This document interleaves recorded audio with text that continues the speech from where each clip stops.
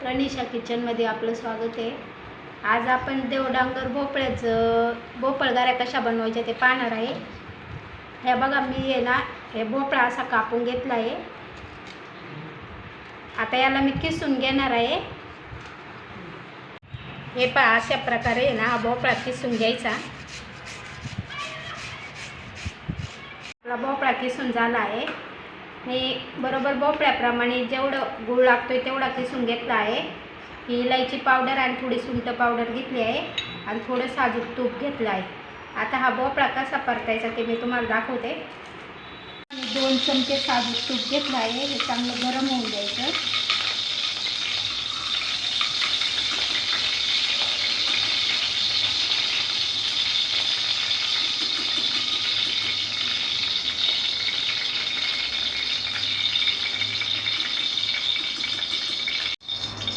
हा आपला किसलेला भोपळा याच्यात टाकायचा।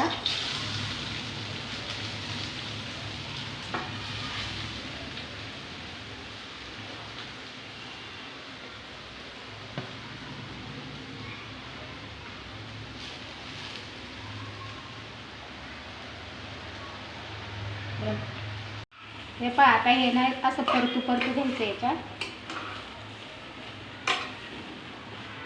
आणि याच्यात हे मी आहे ना हे गूळ आहे ना बारीक करून घेतला आहे, आपण याच्यात टाकून द्यायचा।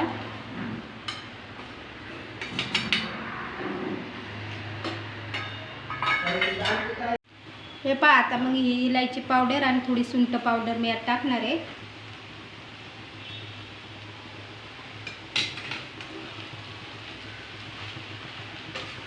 आणि आता हे असं आहे ना हलवून घ्यायचं, सगळं एकजीव करायचं।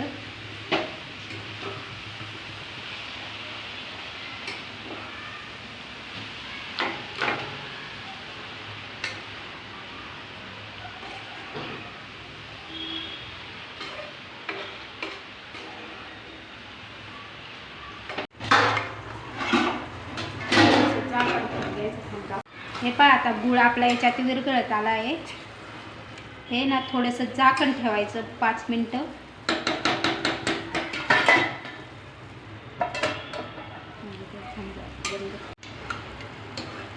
हे पहा, आता याच्या वेळी ना 5 मिनटं झाकण ठेवायचं।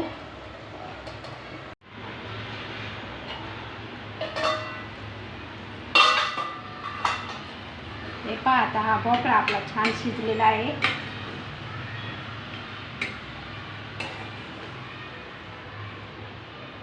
आता मी गॅस बंद करते। आता हा भोपळा शिजलेला आहे ना, एका मी परातीत काढून घेते।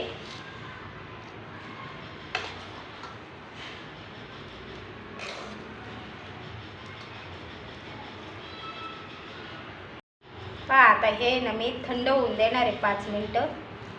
मग याच्यात पीठ कसं मळायचं मी तुम्हाला दाखवणार आहे। थोडा वेळ आपण असंच ठेवू याला। आपले मिश्रण आहे ना भोपळ्याचं थंड झालं आहे। आता मी याच्यात पीठ मळून घेणार आहे। त्यात बिलकुल पाणी वगैरे काही टाकायचं नाही आहे, फक्त याच्यात जेवढं पीठ बसेल ना तेवढंच मळायचं आहे।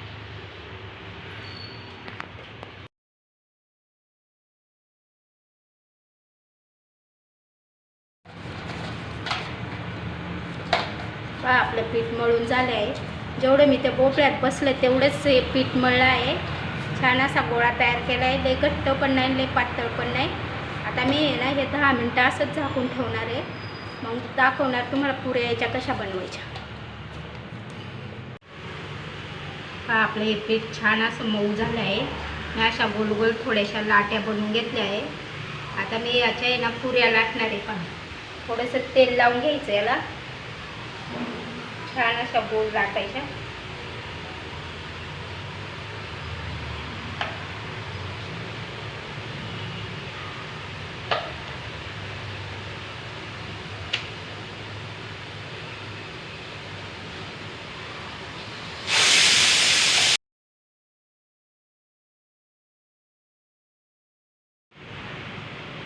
हे पहा, मी अशा गोल गोल अशा याच्या पुऱ्या लाटून घेतल्या आहे। आता मी हे तेल तापाय ठेवते आणि पुऱ्या तळून घेते। कढई ठेवली आहे। आता याच्यात तेल गरम करायला ठेवते।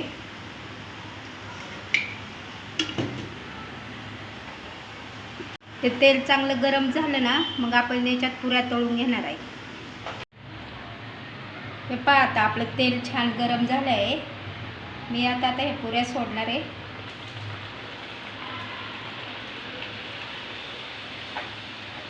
जरा कमी गॅस करूनच तळायच्या.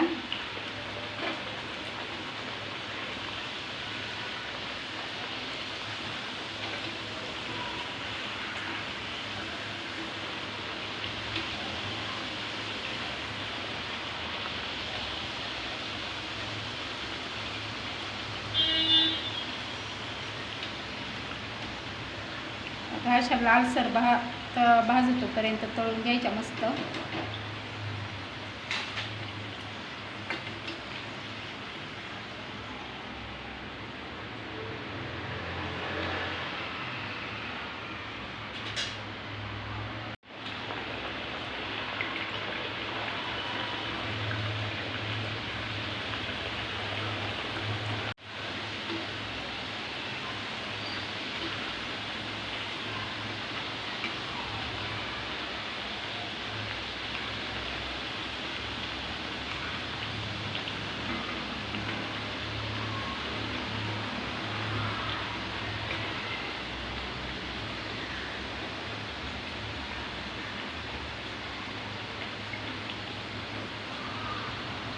आम्ही ह्या देवडांगर भोपळ्याच्या भोपळगाऱ्या माझ्या तयार झाल्या आहे. अगदी मऊ आणि लुसलुशीत झाले आहे. तुम्हाला जर ही भोपळगाऱ्याची माझी रेसिपी आवडली तर नक्की ट्राय करा आणि माझ्या चॅनलला सबस्क्राईब करा, लाईक करा.